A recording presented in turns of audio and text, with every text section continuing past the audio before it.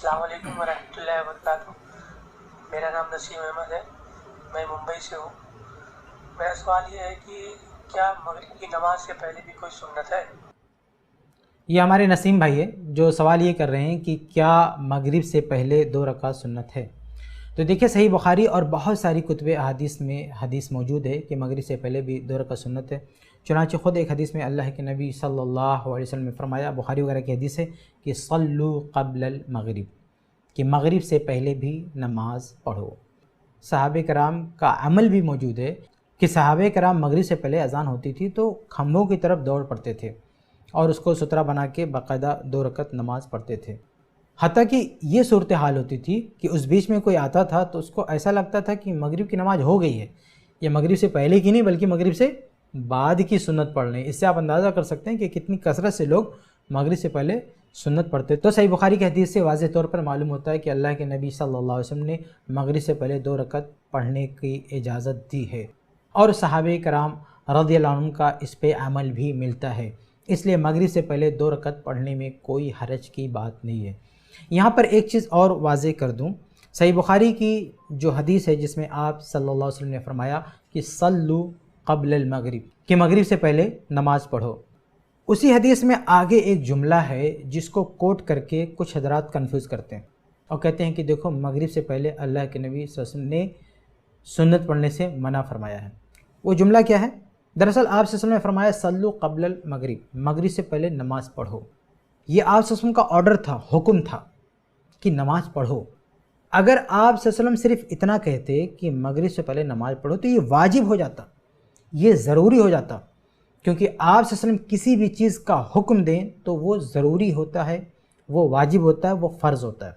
इसलिए आप सल्लल्लाहु अलैहि वसल्लम ने देखा कि कहीं ऐसा ना हो कि मेरे हुक्म देने की वजह से लोग इसको वाजिब समझ लें, ज़रूरी समझ लें, लाजिम समझ लें, क्योंकि नबी सल्लल्लाहु अलैहि वसल्लम का हुक्म लाजिम होता है, वाजिब होता है। ऐसी बहुत सारी हदीसें हैं जिसमें ये इशारा भी मिलता है, ये उसूल भी मिलता है कि आप सल्लल्लाहु अलैहि वसल्लम अगर हुक्म दे दें तो वाजिब हो जाएगा। तो बहुत सारी ऐसी अहादीस बल्कि ख़ुद कुरानी आयात मौजूद हैं जिनसे ये उसूल वाज़ेह तौर पर सामने आता है कि नबी किसी चीज़ का हुक्म दे दें तो वो चीज़ वाजिब हो जाएगी, ज़रूरी हो जाएगी।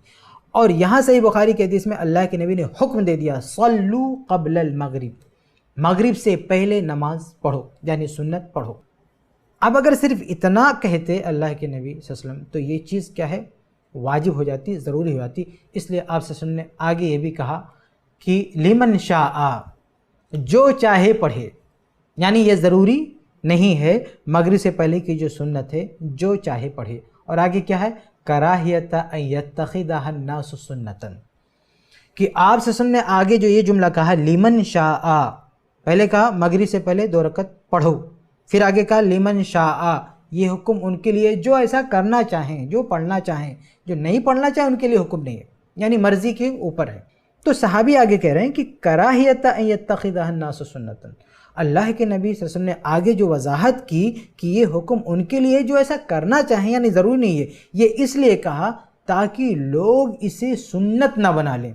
कराहियत अन यत्तखिदहा अन्नासु सुन्नतन, ताकि लोग इस 2 रकात को सुन्नत ना बना लें, इसलिए आप सल्लल्लाहु अलैहि वसल्लम ने कहा कि लिमन शाह, जो चाहे ऐसा करे।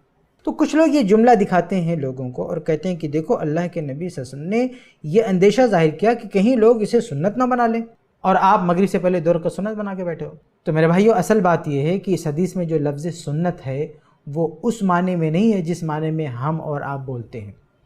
देखिए, फ़ुक़हा ने बाद में सुन्नत का एक इस्तिलाही माना पैदा किया है और कुरान और हदीस में ये लफ्ज़ जो इस्तेमाल हुआ वो एक अलग माने में इस्तेमाल हुआ। और ऐसे बहुत सारे अल्फाज हैं कि कुरान और हदीस में जब इस्तेमाल होते हैं तो उसका एक ख़ास माना होता है, शरीयत का माना होता है, उसका शरई इस्तिलाही माना होता है, लेकिन बाद के फ़ुक़हा ने उस लफ्ज़ का एक ख़ास माना तय किया है, उन्हीं में से लफ्ज़ सुन्नत भी है। अल्लाह के नबी सल्लल्लाहु अलैहि वसल्लम के दौर में लफ्ज़ सुन्नत जिस माने में इस्तेमाल होता था हम वही माना मुराद लेंगे, क्योंकि ये जो लफ्ज़ है वो सहाबा की ज़बान में इस्तेमाल हुआ, ना कि आज के फ़ुक़हा की ज़बान में। और सहाबा की ज़बान में जो सुन्नत का लफ्ज़ इस्तेमाल होता था, अल्लाह के नबी सल्लल्लाहु अलैहि वसल्लम की ज़बान में सुन्नत का जो लफ्ज़ इस्तेमाल होता था वो कई माने में होता था। उस दौर में भी उन्हीं में से एक माना था वाजिब का, ज़रूरी का। जैसे एक हदीस है, आप सल्लल्लाहु अलैहि वसल्लम फरमाते हैं मन रग़िबा अन सुन्नती फ़लैसा मिन्नी, جو میری سنت سے اعراض کرے گا وہ ہم میں سے نہیں ہے۔ یعنی آپ صلی اللہ علیہ وسلم خود سے اس شخص کا رشتہ ہی کاٹ رہے ہیں جو آپ صلی اللہ علیہ وسلم کی سنت کو چھوڑتا ہے۔